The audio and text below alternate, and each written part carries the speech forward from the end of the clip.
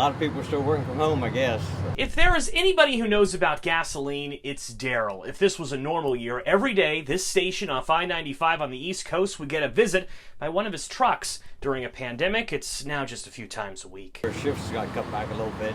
Well, you may think this is a good thing for your wallet for transportation departments. It's a nightmare. Nationwide, for every gallon of gas you buy, 18 cents goes to the federal government to improve roads. States also impose their own gas taxes. So when people don't drive, tax revenue goes down. The state is collecting less of that money. Allison Black is an economist with the American Road and Transportation Builders Association. She reports at least 39 states have admitted to declining transportation revenues. In fact, Black says these 14 states have officially canceled infrastructure projects totaling over $4.5 billion. In Florida, the governor vetoed tens of millions of dollars worth of local improvements, including a project in Tampa to make roads safer. In Ohio, the state's Department of Transportation budget will be cut by $71 million next year. And over in Missouri, leaders are saying they'll have to stop paving 20,000 miles worth of roads. And it's not just gas taxes creating problems. States are losing money from tolls and by delays in drivers